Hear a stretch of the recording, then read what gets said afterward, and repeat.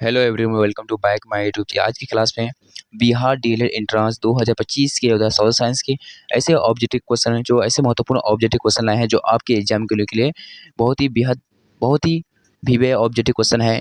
क्योंकि मैं खुद जो है डीएलएड एंट्रेंस का एग्जाम दिया हूँ, ठीक है। तो उससे पता चल गया होगा कि किस तरह के हमको पता चल गया होगा कि किस तरीके के प्रश्न होते हैं डीएलएड एंट्रेंस में पूछे जाते हैं। तो इसीलिए हम एक क्लास लेकर आए हैं आप लोगों के लिए। बहुत ही महत्वपूर्ण क्लास होने वाला है और जो प्रश्न पूछे गए थे उसी प्रश्न को इस क्लास में हम लोग करेंगे और किस तरह के प्रश्न पूछे जाते हैं और कुछ प्रश्न हम अपने से ऐड किए हैं तो उसी से आधारित प्रश्न पूछे जाते हैं और हो सकता है कि यही से बहुत सारे प्रश्न यही से आप लोगों को देखने को मिलेगा। तो अगर आज चैनल पर नए जरूर सब्सक्राइब के लिए तो इस तरह के वीडियो पाने के लिए तो चलिए शुरू करते हैं। पहला प्रश्न है, और जो प्रश्न जो है बहुत सारे प्रश्न टाइप नहीं किए हैं, ठीक है। तो ऐसे ही बता देंगे, ठीक है। तो चलिए शुरू करते हैं। तो पहला प्रश्न है सुंदर डेल्टा किस नदी के संगम से बना है। तो पहला प्रश्न है सुंदर डेल्टा किस नदी के संगम से बना है। तो पहला प्रश्न का ऑप्शन ए यानी गंगा और ब्रह्मपुत्र से बना है, ठीक है। तो पहला प्रश्न का ऑप्शन ए सही है। तो इसी के रिलेटेड प्रश्न ऐसे पूछे जाते हैं, ठीक है। तो दूसरा प्रश्न है भारत का होता है धान का कटोरा किस राज्य को कहा जाता है। तो याद रखिएगा कि भारत का धान का कटोरा किस राज्य को कहा जाता है। तो छत्तीसगढ़ को कहा जाता है। छत्तीसगढ़ को कहा जाता है। तो इसका ऑप्शन जो होता है सी सही है, ठीक है। दूसरा नंबर का ऑप्शन सी सही है। अगला प्रश्न यानी और भी इससे आधारित कुछ और प्रश्न पूछे जाते हैं। पूछा जाएगा कि सबसे अधिक जो होता है चावल का उत्पादन किस राज्य में होता है। तो पश्चिम बंगाल में होता है, ठीक है। और पूछा होता है चाय का सबसे अधिक उत्पादन जो होता है किस राज्य में होता है। चाय का सबसे अधिक उत्पादन जो होता है असम में होता है, ठीक है। चाय का सबसे अधिक उत्पादन असम में होता है। और ये प्रश्न आया था डीएलएड एंट्रेंस में यानी 26 तारीख को, मेरा एग्जाम 26 तारीख को था। तो उसी में आया था कि सबसे अधिक तेल का उत्पादन किस राज्य में होता है। तो भारत में सबसे अधिक तेल का उत्पादन किस राज्य में होता है। तो असम में होता है ये प्रश्न है। तो अगला प्रश्न है जयप्रकाश नारायण किस आंदोलन से जुड़े थे। प्रश्न है जयप्रकाश नारायण किस आंदोलन से जुड़े थे। तो इस प्रश्न का ऑप्शन सी यानी संपूर्ण क्रांति आंदोलन से जुड़े थे। तो कब जुड़े थे। तो 1974 में, ठीक है। तो इस प्रश्न का ऑप्शन सी सही है। चंपारण आंदोलन की बात करें तो इस आंदोलन का नेतृत्व होता है महात्मा गांधी जी कर रहे थे। तो कब किया था। तो 1917 में, ठीक है। 1917 में किया था। और भारत छोड़ो आंदोलन की बात पूछा जाए तो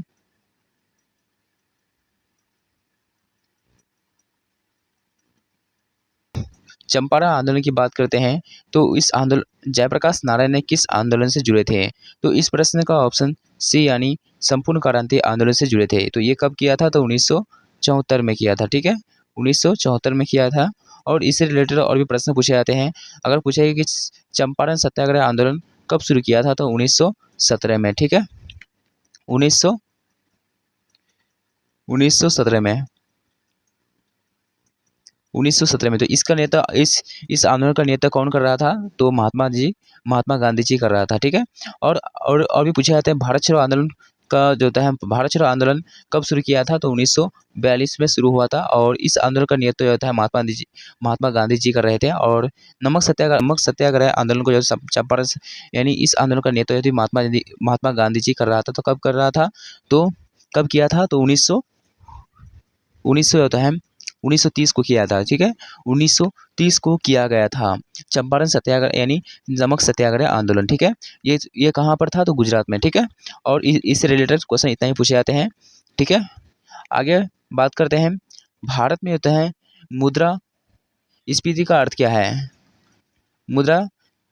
मुद्रास्फीति का अर्थ क्या है। तो इस प्रश्न का ऑप्शन बी मूल्य में वृद्धि, ठीक है। अगला प्रश्न है भारत का सर्वोच्च न्यायालय कहाँ स्थित है।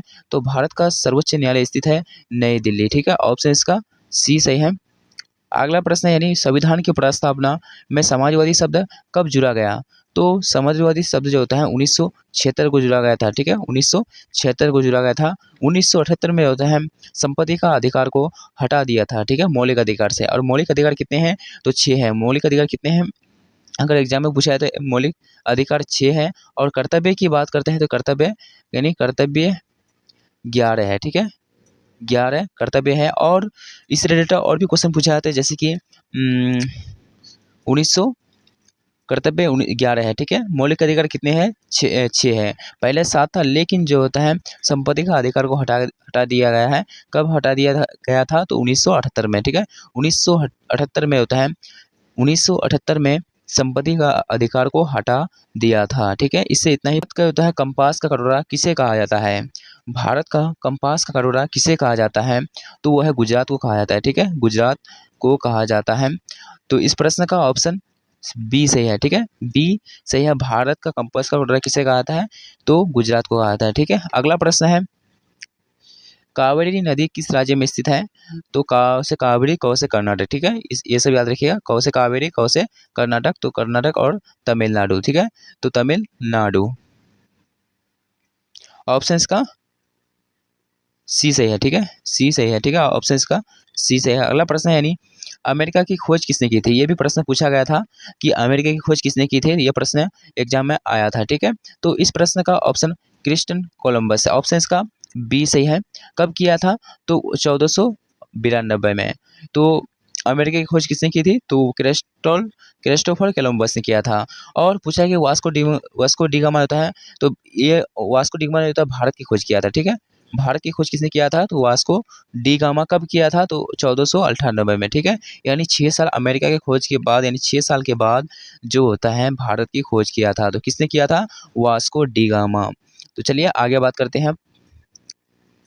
अगला प्रश्न है, यानी समुद्री मार्ग से भारत पहुंचने वाला पहला यूरोपीय कौन था? तो पहला यूरोपीय जो होता है, पहला यूरोपीय तो वास्को डी गामा था। तो वास्को डी गामा था 1498 में किया था भारत की खोज, ठीक है। अगला प्रश्न, यानी पृथ्वी को परिक्रमा करने वाला प्रथम व्यक्ति कौन था? तो वह है फ्रेडनेड मैगलन। ऑप्शन इसका, यानी फ्रेडलैंड मैगलन जो होता है, इसका होता है प्रथम व्यक्ति था जो पृथ्वी की परिक्रमा करने वाला प्रथम व्यक्ति था। तो इसका ऑप्शन बी से है। अगला प्रश्न है, ऑस्ट्रेलिया की खोज किसने की थी? तो ये भी प्रश्न बहुत ही महत्वपूर्ण है। तो ऑस्ट्रेलिया की खोज होता है कैप्टन हुक ने की थी। ऑप्शन इसका, यानी कैप्टन कुक ने की थी। ऑप्शन इसका सी सही है, ठीक है। अगला प्रश्न है, समुद्र के रास्ते से होकर चीन जाने वाला पहली यात्री कौन था? तो पहली यात्री होता है मार्को पोलो था। ऑप्शन इसका ए से है। अगला प्रश्न है, यानी बहुत सी ये सब जितना भी प्रश्न करवा रहे हैं, इससे जो होता है रिलेटेड डीएलएड एंट्रेंस से पूछे जाते हैं, ठीक है। पूछे गए हैं और पूछे जाने की चांस भी है। और बहुत सारे प्रश्न जो होते हैं इसी से रहे हैं, जो एग्जाम 2000 यानी 26 तारीख को था, मेरा एग्जाम था, ठीक है। तो उत्तरी ध्रुव यानी नॉर्थ पोल पर सबसे पहले कौन पहुंचा? तो वो है रॉबर्ट पेरी। कब पहुंचा था? तो 1909 में, 1909 में पहुंचा था, ठीक है। ऑप्शन इसका दक्षिण ध्रुव साउथ पोल से सबसे पहले कौन पहुंचा था? तो वो है रॉल्ड अमोंडरसन, ठीक है। 1911 में पहुंचा था, ठीक है। 1911 में। और जो होता है इसमें प्रश्न पूछा गया कि उत्तरी ध्रुव की बात करते हैं, तो उत्तरी ध्रुव में रॉबर्ट पीरी है, यानी 1909 में। और दक्षिणी ध्रुव उत्तरी से 2 साल के बाद 1911 में राउंड अमोंडरसन ने किया था, ठीक है। अमोंडरसन ने किया था। अंगूर की खेती को क्या कहते हैं? अगर एग्जाम में पूछा है कि अंगूर की खेती को क्या कहते हैं, तो अंगूर की खेती को विटिकल्चर कहते हैं। ऑप्शन इसका बी से है। सब्जी की, यानी फूल के उत्पादन को कहता है, फूल के उत्पादन को क्या कहते हैं? फ्लोरोकल्चर कहते हैं, ठीक है। और हॉर्टिकल्चर फूल और सब्जी, यानी सब्जी और फूल के उत्पादन को क्या कहते हैं? फूल और सब्जी के उत्पादन को हॉर्टिकल्चर कहते हैं, ठीक है। और मछली के उत्पादन को पीसी कल्चर कहते हैं, ठीक है। अगला प्रश्न है, यानी न्यू मंगलोर बंदरगाह कहाँ स्थित है? न्यू मंगलोर बंदरगाह होता है कर्नाटक में स्थित है। ऑप्शन इसका सी बी सही है। अगला प्रश्न है, यानी और भी प्रश्न लेकर आए हैं, सोचा कि और भी कुछ प्रश्न कर लेते हैं, तो उसके बाद क्लास को एंड कर देंगे, ठीक है। अनुच्छेद 352 के अंतर्गत आपातकाल लागू होने पर कौन सा प्रावधान निलंबित हो जाता है? तो वह है मौलिक अधिकार, ठीक है। इसका ऑप्शन बी से है। मौलिक अधिकार जो होता है निलंबित, यानी पावर इसका खत्म हो जाता है, यानी एंड हो जाता है, ठीक है। पहला प्रश्न का ऑप्शन बी से है। अगला प्रश्न, निम्नलिखित में से कौन सा अच्छे संसाधन नहीं है? तो वह कोयला नहीं है, ठीक है। कोयला नहीं है। ऑप्शन इसका सी से है। अगला प्रश्न अगर पूछे जाने की चांस बहुत ज़्यादा है, पश्चिम विक्षोभ के शीत ऋतु में वर्षा कहाँ होती है? तो कहाँ होती है? तो कश्मीरी घाटी में होती है। ऑप्शन इसका ए से है। अगला प्रश्न, यानी राज्य की आकस्मिकता निधि किसके अधिकार में होती है? तो राज्य के, अगर राज्य की पूछा है तो राज्यपाल, ठीक है। अगर केंद्र की अगर पूछा है तो राष्ट्रपति, ठीक है। तो अभी अगर पूछा है तो बिहार का राज्यपाल अभी कौन है?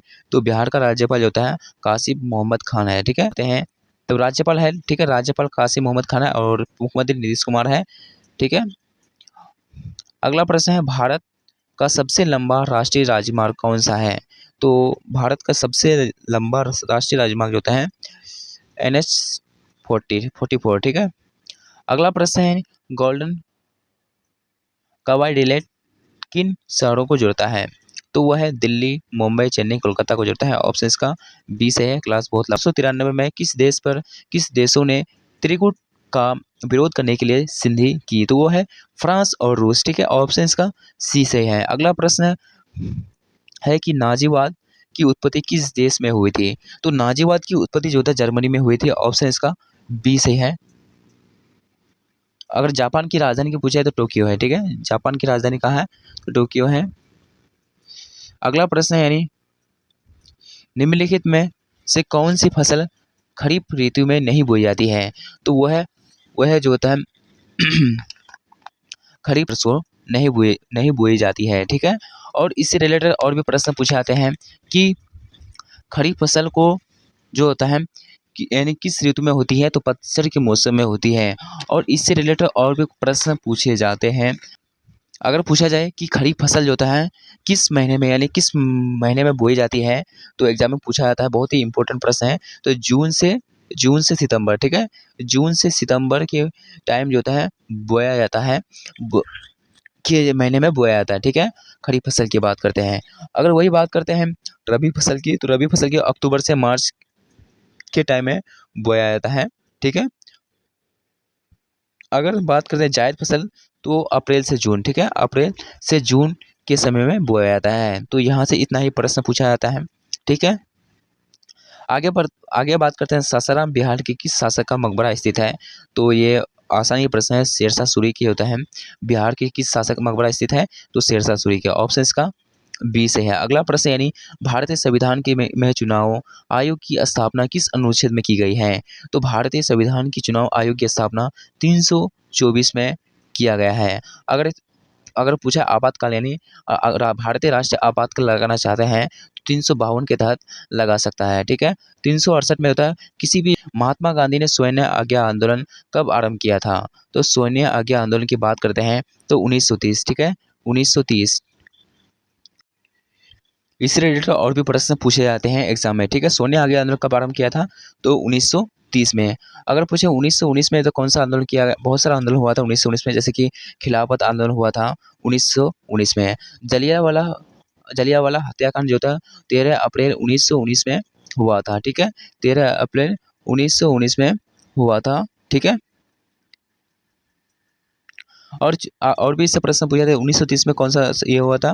तो कौन सा आंदोलन हुआ था? तो 1930 में होता है। अगर बात करते हैं तो 1930 आंदोलन क्या कहते हैं? जैसे कि नमक सत्याग्रह 1930 में हुआ था। अगर 1920 की बात है, असहयोग आंदोलन शुरू 1920 में हुआ था। और भी प्रश्न पूछा 1930 में होता है 1923 की स्वराज पार्टी की स्थापना हुई थी।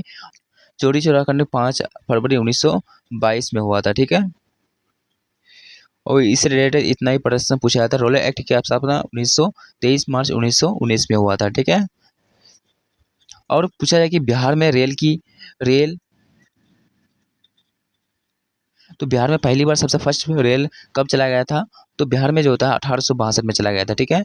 पहली बार रेल कब चलाया गया था? तो 1862 में, कहाँ है, ठीक है। और पटना हाईकोर्ट की स्थापना कब, अगर एग्जाम में पूछा है तो पटना हाईकोर्ट की स्थापना 1916 में किया गया था, ठीक है, 1916 में। और भी प्रश्न इससे पूछे जाते हैं। अब बात करते हैं, अगला प्रश्न है अस्पृश्यता किस मौलिक अधिकार का उल्लंघन किया है? तो वो समानता का अधिकार। ऑप्शन इसका बी से है। अगला प्रश्न है, यानी भारत की सबसे लंबी स्थलीय सीमा किस देश से है?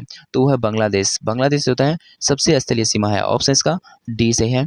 अगला प्रश्न, यानी किस आंदोलन के दौरान गांधी जी ने करो या मरो का नारा दिया था? तो वह है भारत छोड़ो आंदोलन, ठीक है।